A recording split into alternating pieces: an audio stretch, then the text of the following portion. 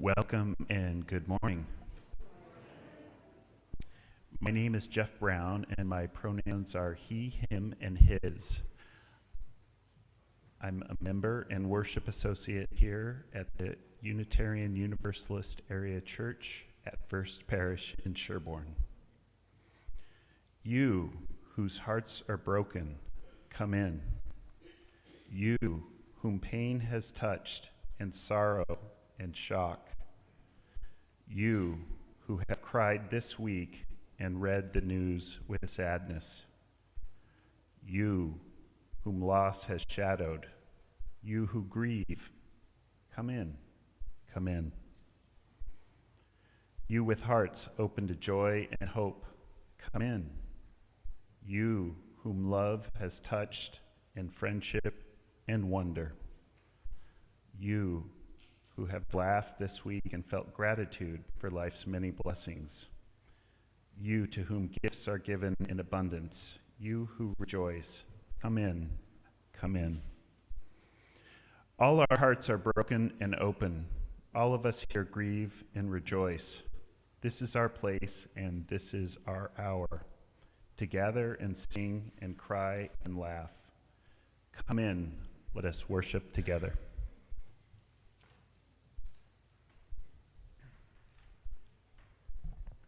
Good morning. My name is Reverend Nathan. I'm one of our ministers here. My pronouns are he and him. It's beautiful today, isn't it? It's beautiful. It's going to get dark like in a half an hour. So enjoy the sunlight coming through the beautiful windows. Let's welcome our folks who are watching online. The camera's above the pillar there. Good morning, everybody who are watching us from afar or close by. Sarah, could you turn the pulpit mic down a little bit? Because I'm getting a little bit of a squeal. Thank you. For those who are new, I welcome you to come to a place like this for the first time. It can be an intimidating thing, actually. You are being completely subversive by coming to a place of worship on a Sunday morning. Because this isn't actually that popular anymore. Weirdly, right? Because I think it's pretty cool. Yeah. At least I think I'm pretty cool. Hey, wow. If you are new, there are blue cards in the pews. Would somebody want to hold those up so you can see what those look like for those? So those blue cards, you just put those in the offering box as they come by this morning. Fill those out so that we can welcome you properly. To get a lay of the land, if you'd like me to read a prayer card for us, and Jeff's going to light a candle, the prayer cards are right over here to my left. And for those of you who would like to light our chalice or to bring flowers or to ring our bell, the sign up is over there as well. And only two other announcements. There's a wonderful new write-up for our theme of the month, which is humility. It's on the yellow sheet. And coming up this month in our congregation is on this slightly different, more autumnal, gold color coming up UAC. And both of those things are right over there next to Nancy by the window. Friends, let us say good morning and welcome to our neighbors.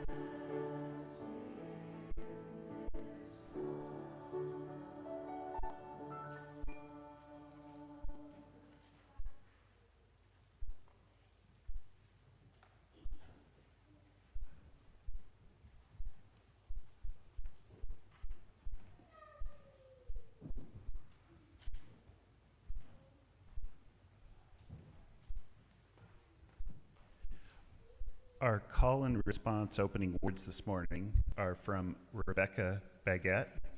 I'll read the one, and I invite you to chime in with the all. A message for the children. I want to tell you that the world is still beautiful. I tell you that despite the violence on the city streets, the politics of fear, the slow poisons seeping from old and hidden sins, despite my own terror and despair,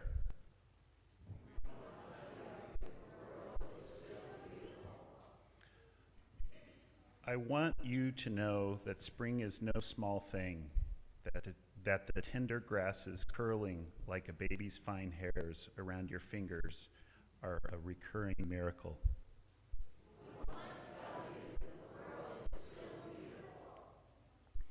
I want to tell you that river rocks shine like God, that the crisp voices of the orange and gold of November leaves are laughing at death.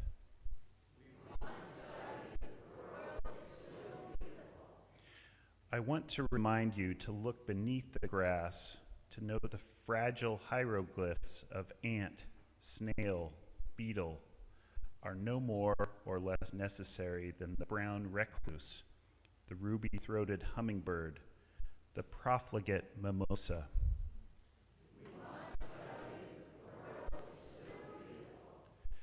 I want to say, like Neruda, that I am waiting for a great and common tenderness, that I still believe we are capable of attention, that anyone who notices the world must want to save it. We want to tell you the world is still beautiful. Thank you, Jeff. Invite us to rise, embody your spirit, and raise our voices in singing. Number 298, Wake Now, My Senses. It's in our gray hymnal.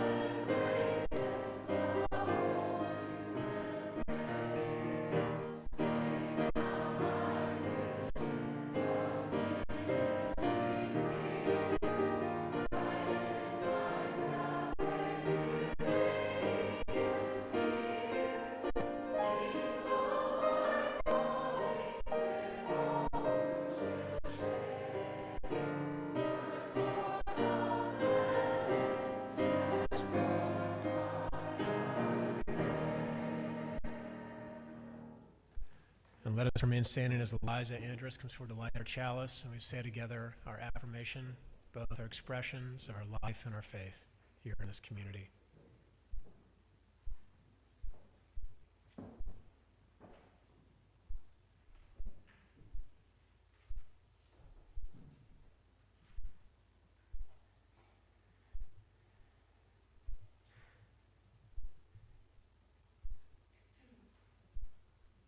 And let us say together, love is the spirit of this church, and serves as its law. This is our great covenant, to dwell together in peace, to seek truth in love, and to help one another.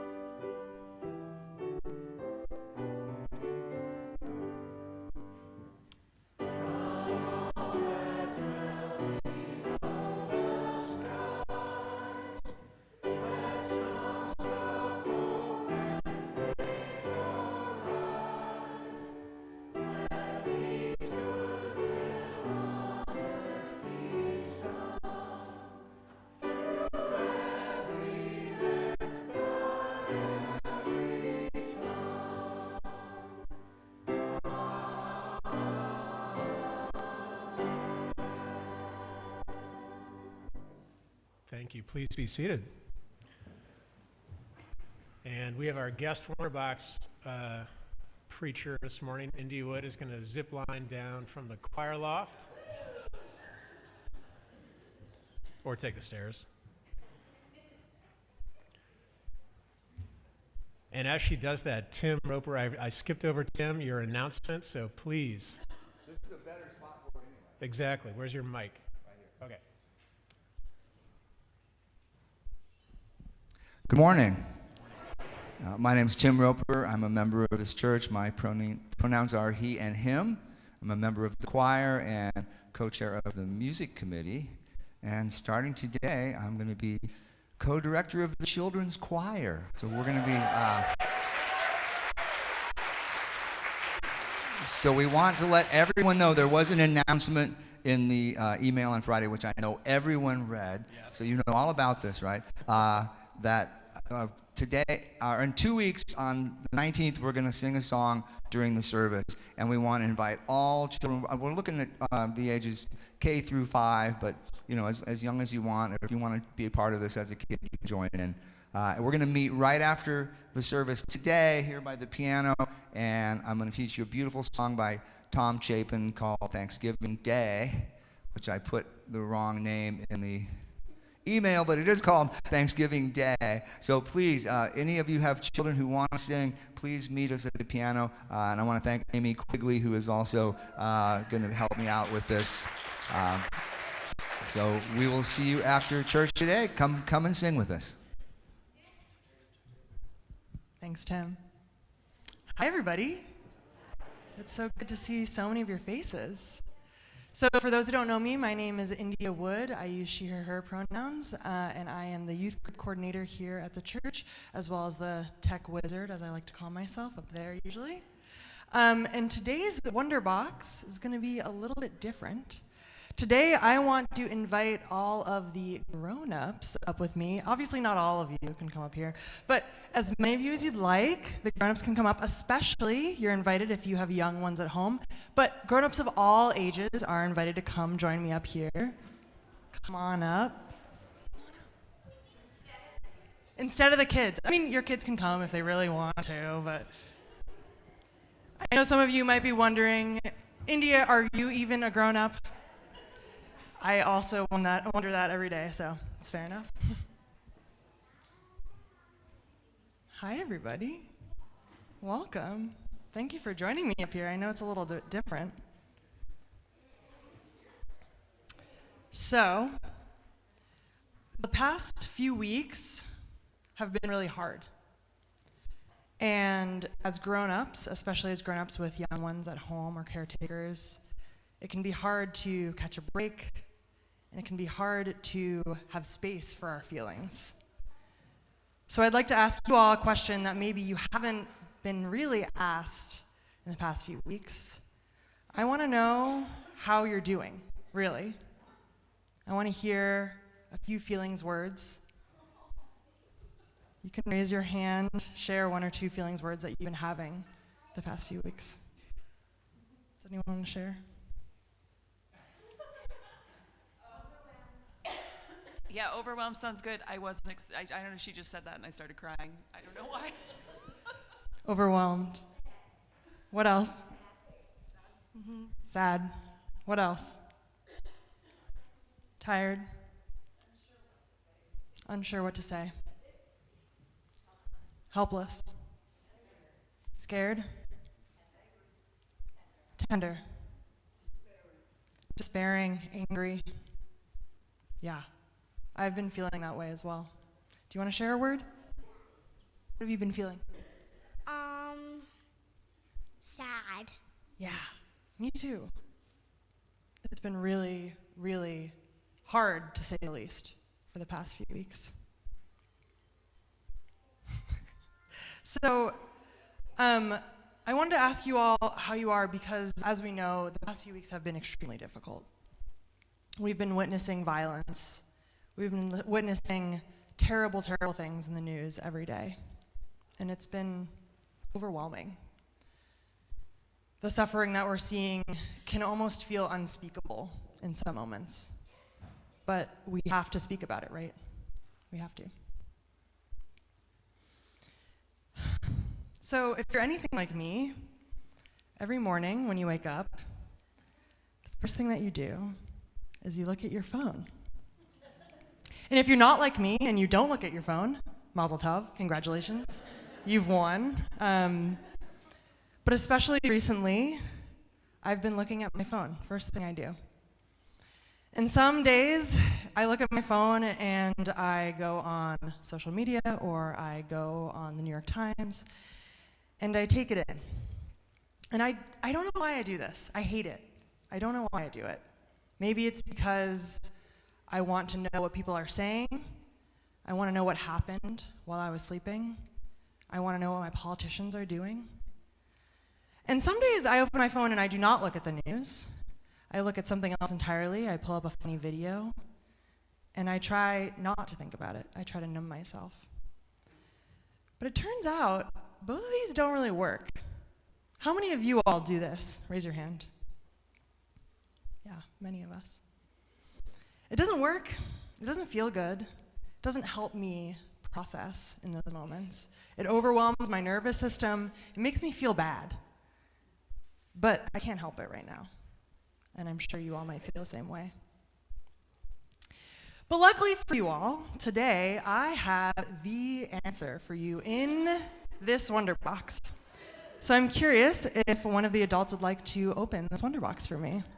It's the answer, so it's big. Yeah, come on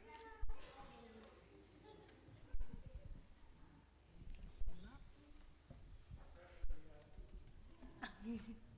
Oh, yes. Rita, what's in there? It's empty. There's nothing in there. You can go sit back down. The Wonder Box is empty. I lied. I don't have any answers. I don't. I really don't. Megan doesn't love that. I don't have any answers, but I do have two gifts for you. One of them is space, and the other one is presence. Space and presence. And part of that gift is putting your phone away. Put it down. And lucky for you, I actually made some space for you to put your phone today, right now. So if you're feeling brave, I would love it if you could take out your phone and for the rest of the service, surrender it to the Wonder Box. Put it in here. Trust that it will be there when you are done with the service. Make sure it's silent, no buzzing. Nathan, no buzzing. We don't want them all having a party in there. They will be here. They will be here when you're done. Wow, a little collection. I won't steal them, I promise. Wow. Wow. Okay, I'm gonna put mine there too, just so we're all in this together, because it'd be bad. And I'm gonna close it. Bye.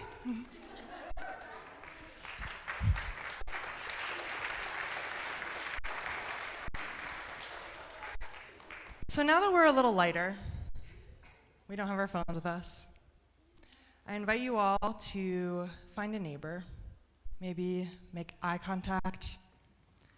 Maybe if you're comfortable, you can reach out a hand or lean a shoulder. Be connected. Be with one another. And in this connected space, I want to invite you all to take a breath together, in and out. And I'd love to share a story with you all. In the past 2 weeks, I have had the privilege of attending 2 mass protests, one in DC and one this past week in Boston. At these protests, we were demanding our representatives for a ceasefire now. We were asking in DC, Representative Catherine Clark, and here in Boston, Senators Warren and Markey, to call for a ceasefire and to end the violence. And at these protests, both times, myself and dozens of others were arrested, calling for the ceasefire. And in those moments, we were together. Together, we were breathing. We were singing together. As they read us our rights, we sang together a song that we often sing together in this space. Courage, my friend, you do not walk alone. We sang these words together, and outside the windows, I could see our former Reverend Heather outside the window reaching her hand out to mine. And together we breathed, and together we continued to sing. And you may be wondering, did the cops take your phone away too? They did. But it didn't matter, because we were together. In that moment, we were all together. And that's all that we needed. After staring at our phones for days, being together, singing together, it's all that we needed. So, adults, I don't actually have that much advice for you, ultimately. All I can do is take away your doom-scrolling device, just for a little, and tell you that I am with you. We are together. And for now and always, that is enough. So I have some homework for you. Yeah. I have some homework for the grown-ups. This week, I want you to find space, to find presence. Put your phone down. And kids, I have some homework for you too. The homework is, if you see your grown-up on their phone and they have that panicked look in their face, tell them to put it away. Together, let us take one final breath in and out.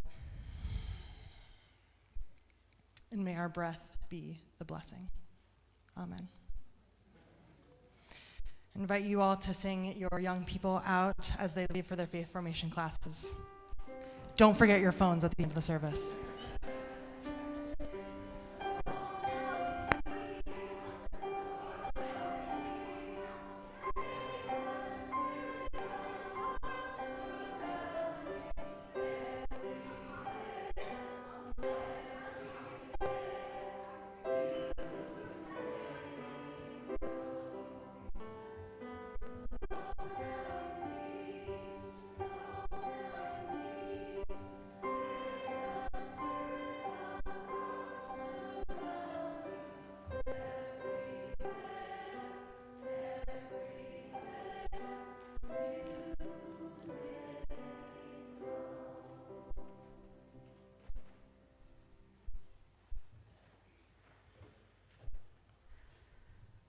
Thank you, India, for ministering to us this morning. Somebody's phone's going off. I wonder if it's in the box. Yeah. So one of the ways that we think about taking care of each other as community is this word called stewardship, which I know has money connotations, and that's okay. But throughout the year, we're going to be hearing from each other about the ways that we feel taken care of by one another. And these are just little snapshots from people among you who share the pews with you. And today we're so privileged to have Nancy Owens.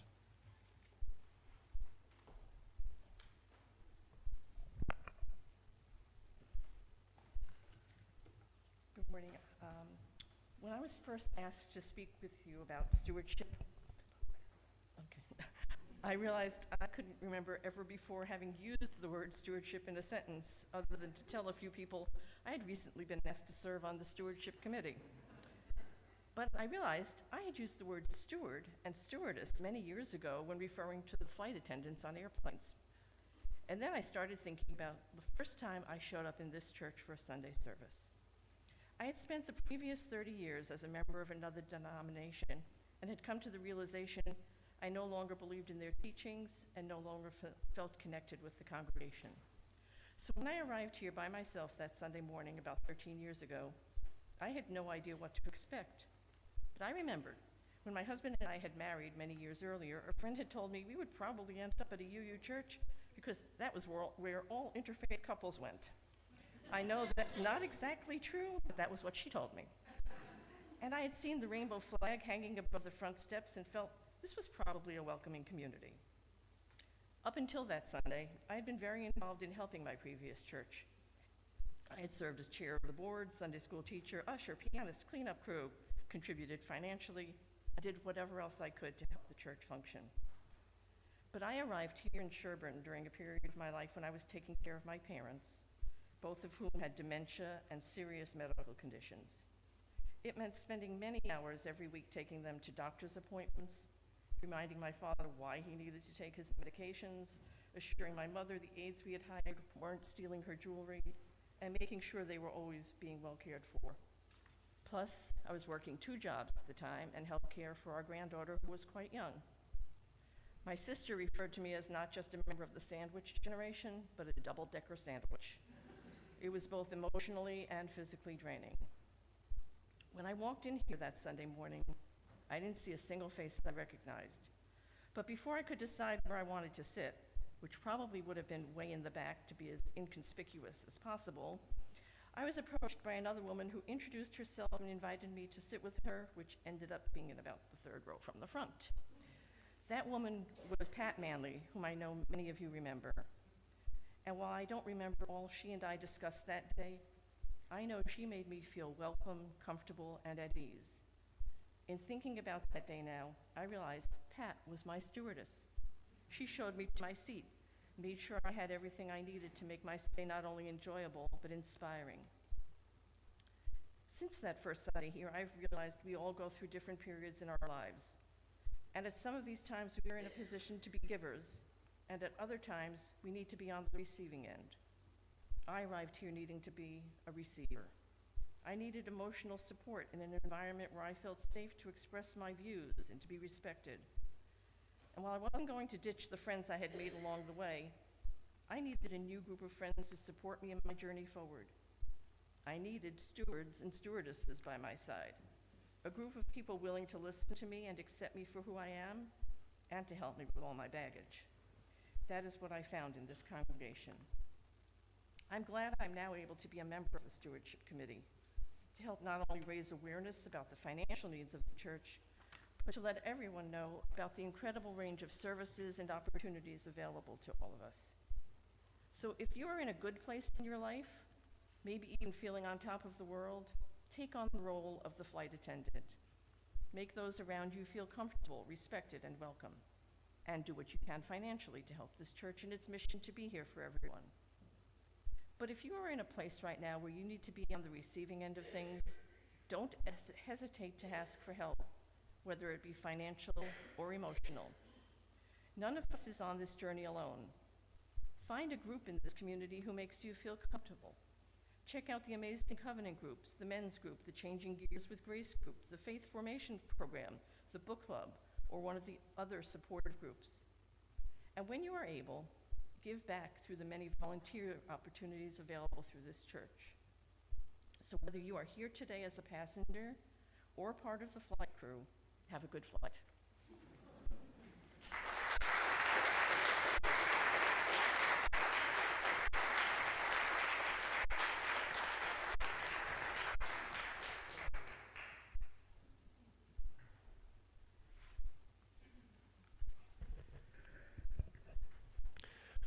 Friends, let us take a breath together.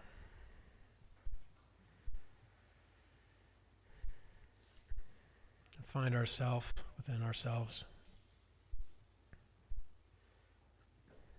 Let us enter into this time and space, this chance for presence.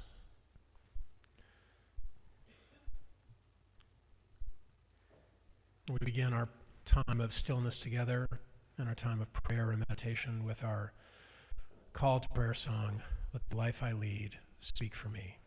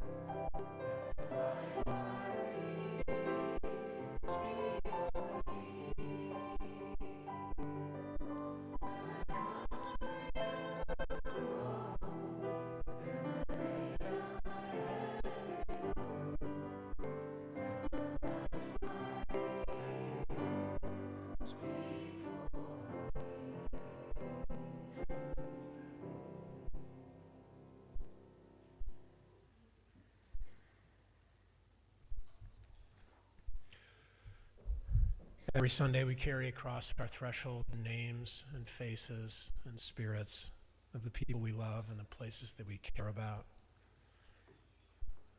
And we give them attention. That's what the word prayer means. It just means to give our attention.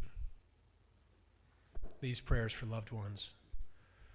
From Jamie for her coworker Donna, who is having surgery this week.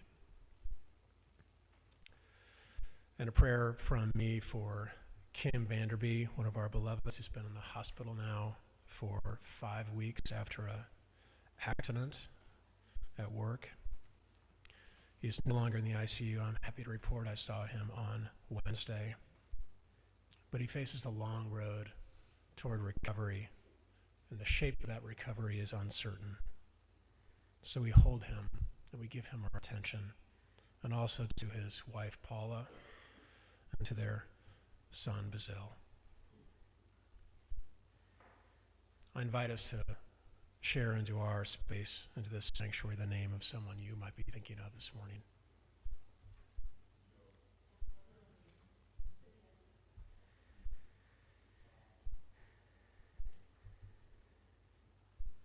For all these names, we light a candle.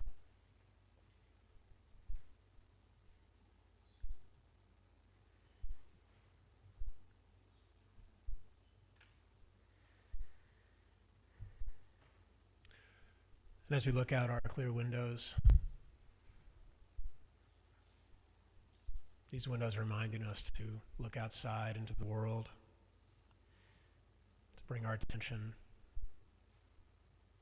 to all the places that are hurting. So many cards this morning for all those in Israel and in Palestine, the Middle East. 4 cards asking for us to give them our attention.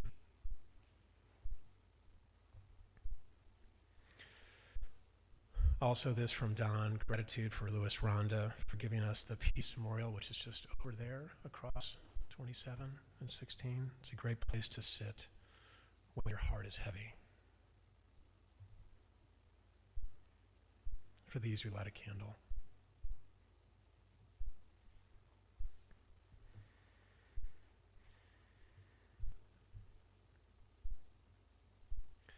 And friends, our gratitudes, because it is so easy to forget to just to lean into the love that life brings.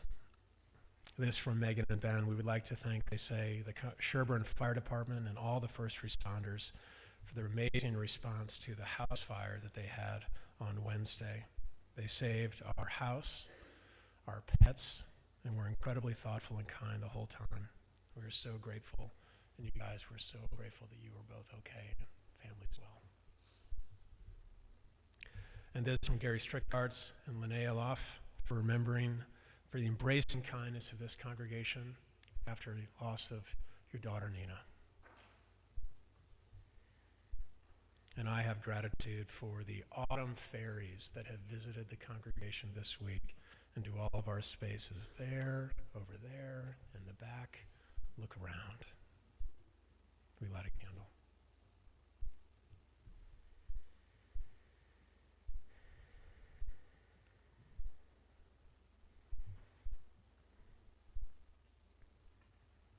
Let us pray together. Dear God, of our many names and no name, the Spirit of life and love that is above us and beneath us and between us,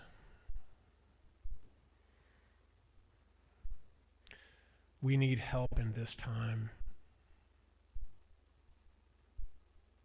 We need help in this time to be present.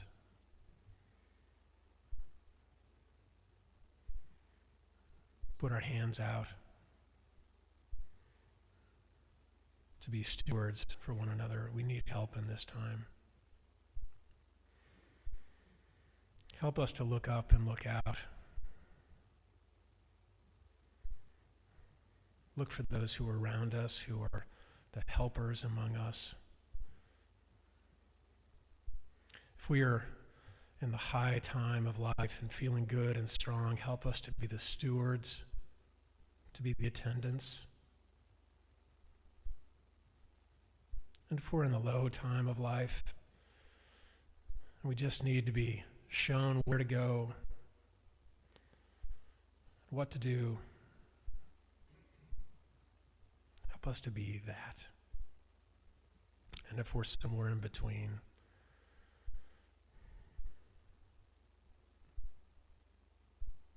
well, be where you are and love what you can.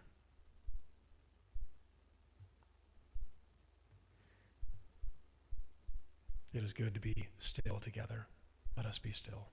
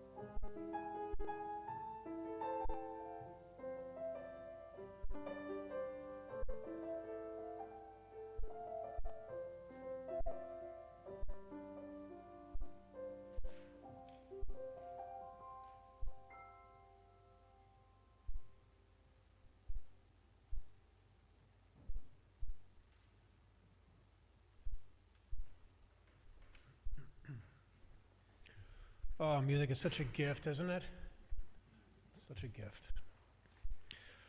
Every week we take a offering and we give 100% of it away.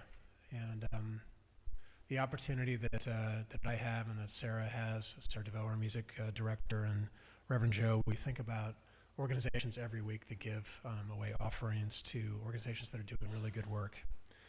And today we're going to give to the Lewiston-Auburn Area Response Fund after the shooting there that happened in late October.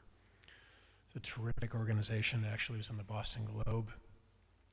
100% of every single dollar that we donate today will be allocated to the people impacted and the places that will help guide the Lewiston-Auburn area through this process of healing. I invite us to give generously as you're able.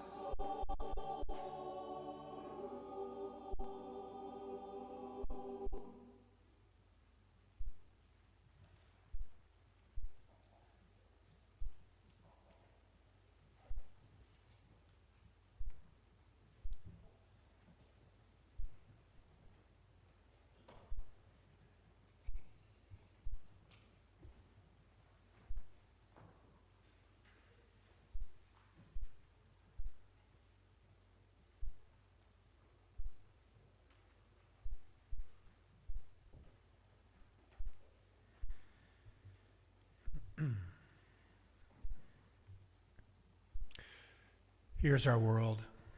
Beautiful and terrible things will always happen.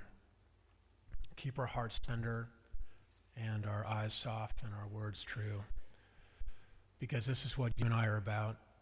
We know there's no answer but to love each other. We bear witness against destruction. We gather in community to practice being the person we say we want to be and to give and receive care. We cannot do everything, my friends. Can't. Sometimes even something is in question. It's okay. We can still ring the bells, it still can ring. We can forget our perfect offering. There's a crack in everything. And if you'd like to, you can say with me, that is how the light gets in. Rita Galani gave me, before worship, this little like river rock stone that she painted into a shape of it's like a seal, right? Yeah. I just keep I'm just holding it. I need to hold things besides my phone, which is in there. This last week, before India, you asked your question, and it's so serendipitous as you'll hear me share India our words today. This last week, this is how folk checked in with me and me with them. The parking attendant, after the scanner couldn't read my ticket, what's up? Terry, the hospital employee who was outside of Kim Vanderbee's office, or room, and waiting there in case Kim tried to get out of bed. Terry was her name. She said, "Hey, how's it going?" Me to Lawrence, who is the AV sound guy that's been helping us repair things, or not, since our lightning strike in summer. I said to Lawrence on Thursday, "Hey, are you tired of me yet?" The guy yesterday came to pick up the old snowblower for repairs before winter, if there is in fact winter. He's from New York. He says, "How you doing?" How you doing? I mean, I'm good. What's going to happen if I don't say I'm good? We should note and we should notice that we're never fully honest when people ask us. And when we answer, are we? Because the world would kind of slow down a lot. It would be a little bit difficult. So imagine if the parking attendant said, "What's up?" And I'd watch the bar slowly rise, and I'd say, "Well, actually, it's quite a lot's happening, actually. Could I come into the booth with you?" It's like a confessional, that booth there, because I've got some things to share. Just imagine how the whole world would slow to a crawl if we actually asked each other how we are and we actually answered honestly, for real.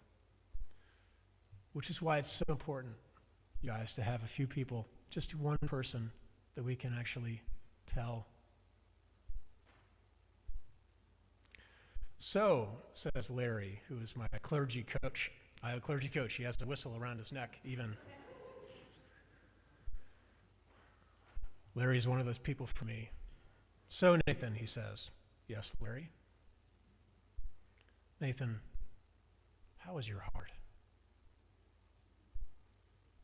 Ugh. Question caught me off guard. It was the middle of the day on Thursday. I'd planned to go down to Boston, where India was, to join clergy for the ceasefire in Gaza to help just to make some space for humanitarian aid. Instead, though, my day got derailed. Does that ever happen to you in a day or a week or a year or a life? My day got derailed, and I had to be here to meet Lawrence, a sound guy, for yet another tweak. Why this time? Because some of you at home, you couldn't hear us. And I know that being able to be here, whether it's here physically or live stream, is a place where your heart gets tended to. Such is the tension that we feel. We can't be everywhere all at once. We can't do everything, even if we can do something. "Nathan," says Larry, "how is your heart?"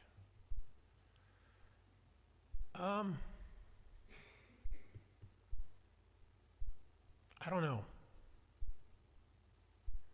Let me think for a sec. Notice, by the way, think. I'm asking about this part, right? He said, "You mean feel for a sec?" I said, "Yes, I don't know how my heart is." This month's theme is humility. The write-up is excellent, especially the part that says, humility, I want us to listen. Humility is acknowledging both known unknowns and unknown unknowns. And it goes on to say, I don't know. Say it out loud. It might not be a bad place to start. Do you want to say it? Let's say it out loud.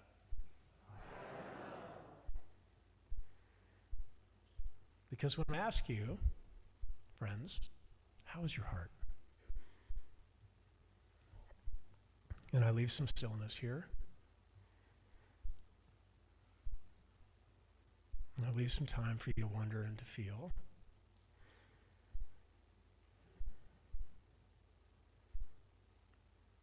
ask you to say out loud, I don't know.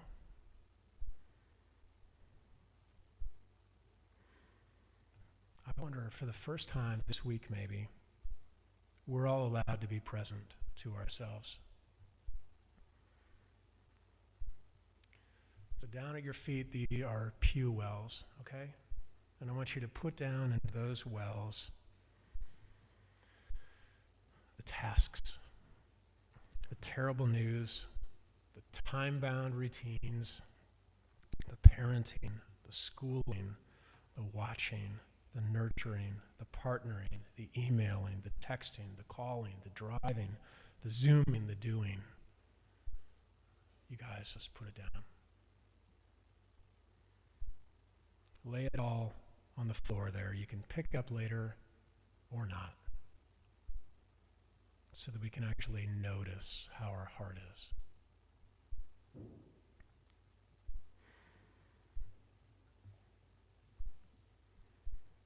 So Larry did that for me on Thursday as I was waiting for Lawrence. What I ended up telling him was that my heart is torn. Okay? It's torn. It's torn by the weight of all the wars happening. It's all the violence, and then closer to home, Lewiston. I literally can't keep track. My heart is torn with the exhausting politics. Is anyone else pre-traumatized for 2024? And then if you were here last week, we acknowledged, we recognized, and we held stones for all those folks that we have loved and lost. And I was like crying up here in the pulpit with you, with me, my heart torn. This week on Tuesday, unexpectedly, I go back to St. Louis, where I grew up, many family members, to see some who are not well, to likely say goodbye to them, my two uncles and my aunt. My heart is torn. It's torn also in beautiful directions. It's finally stopped raining. And the autumn has glowed and glowed. And funny too, because it's awkward, this like whole gaggle of awkward teens came to our house on Halloween, and they were, as a pack, dressed as, you know those packs of junk cereal, the little boxes? They came as that. And one of them was Lucky Charms, one was Cocoa Puffs, one was Corn Pops, one was Frosted Flakes, and one was Trix.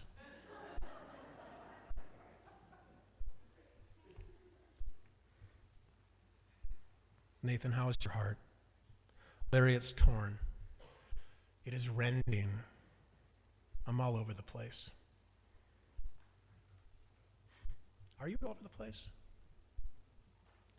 Are you like here and then there and there and there and there and there and there? Rending, it's an old-fashioned word. It means to tear. And when I am rending, when I am tearing, I always forget, and I'm a minister, I always forget, though, that actually places like this, religious places, are built for that. Another old word, you've heard me give us the etymology many times. Religion comes from religio. It just means, religio means to bring together that which has been torn. I know it's ironic. I know it is. But that's what it means. I forget that. When the heart is rending, our work as a community is heart tending. Are you with me so far? So, Friday and then yesterday, I sat down, India, before your Wonderbox. This is why it says serendipitous. Because I asked India, could you do the Wonderbox? She goes, sure. What are you going to talk about? I think I'm going to talk about wanting to take care of us. And she said, okay, I got it. That's literally all we said.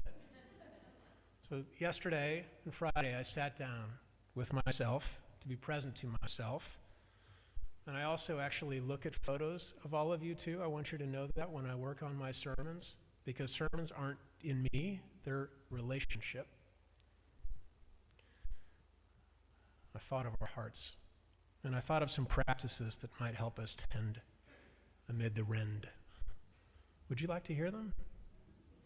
I mean, if you said no, what would I do, right? It's not an exhaustive list. I want you actually to tell me yours because I need, like the stone, I need all of the practices for me too. So I have 4 practices. 1 practice. In the midst of violence far away and close to home, our work these days is to maintain our humanity. Our work is to maintain our humanity. I want to give us one example. This week, Reverend Joe sent out cards with both of our signatures to the clergy and the staff in 5 congregations, communities of faith across our towns and cities, 3 synagogues and 2 mosques.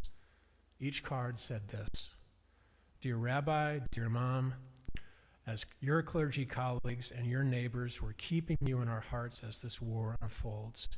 Being in spiritual leadership while also experiencing one's own grief and fear is so much. You don't have to do it alone. May the one who makes peace in high places make peace over us and over all humanity. Your neighbors at the UU Area Church in Sherburne.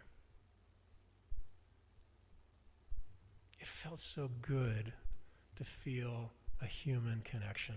I could feel like my heart, like just healing a little bit. Rabbi wrote us back, said, you don't know how much that card meant to us.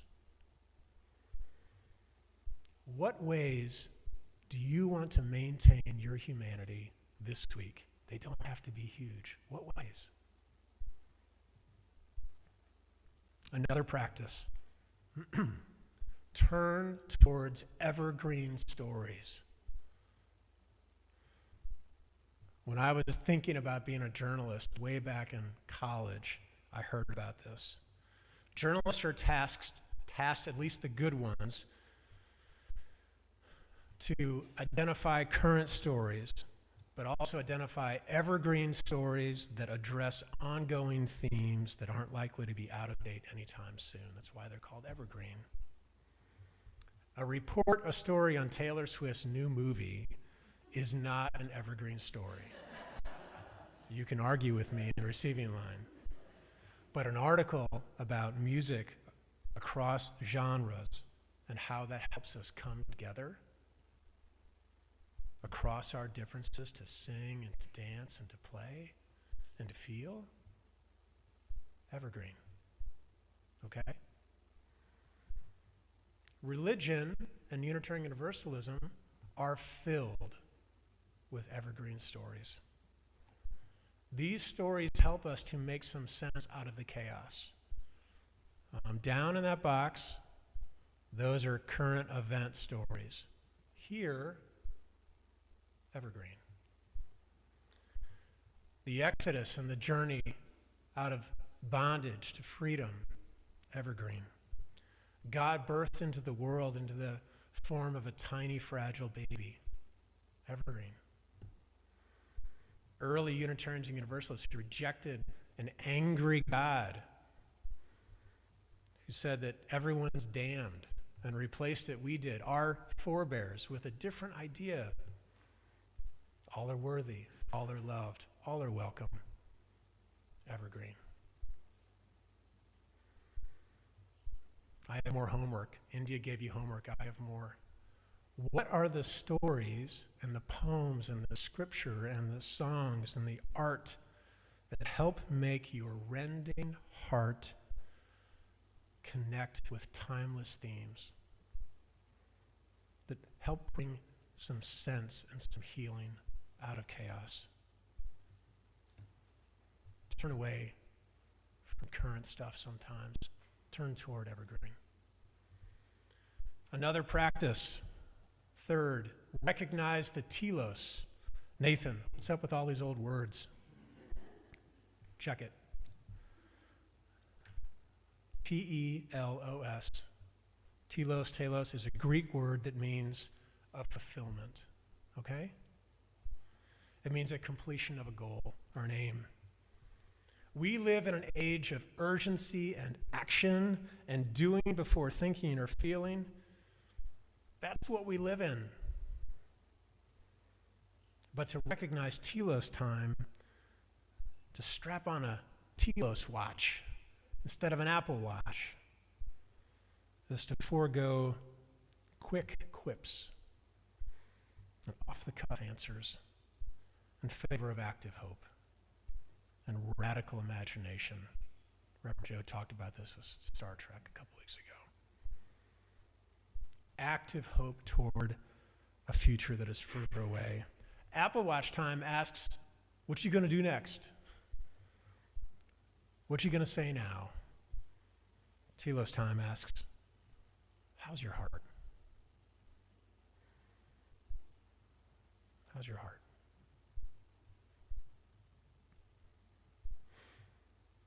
Telos time is the long arc of the universe, okay? The long arc. That bends, we believe, towards love and justice. That's telos time, not emergency time. Last practice, point toward refuge and joy. Nancy, you said we are all stewards, we need to be stewarded. Absolutely. Like there's those, like on the runway, like the folks with the giant cones telling you where to go. Listen, we are either the plane that needs to be pointed or the person with the orange glowing cone that needs to be pointed. And what can we point to right now? I believe we need to point towards places of refuge and joy. Yesterday, I'm writing this very thing. Last practice, Karen yells from the kitchen, "You almost done with that sermon?"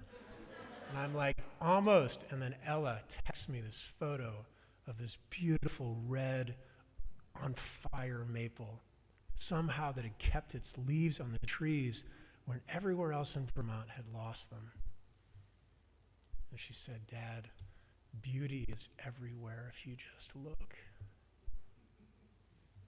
She pointed for me, right? There are so many ways that we can be pointed and we can be the pointers. So many ways. Today, for example, there are 15 of us in New Orleans. I'm not there. They're glad for that because I've messed things up when I'm there. But they give me some joy and some refuge in the midst of chaos that, you know, like housing insecurity, like we're doing something for that. There are so many people and places who were migrants away from home, journeying away toward a safer place. There are people, some of you, who feel lonely with the holidays coming at us and who feel far away from home in whatever way that that word means something to you.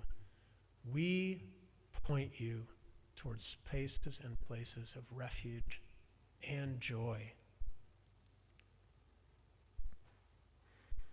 We need direction, and we need tending. The world needs direction. The world needs tending. It is so much, right?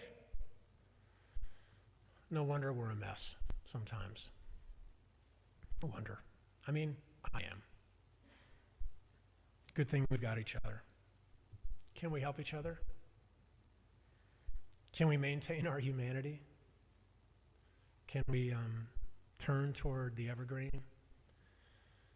Can we live on some telos time a little bit?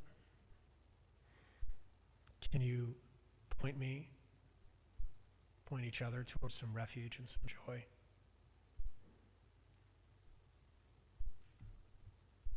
My heart feels better. How's your heart? How's your heart? Amen.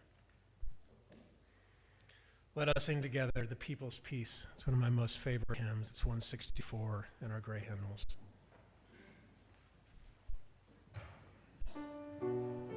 Rise up out of your spirit. Join our voices.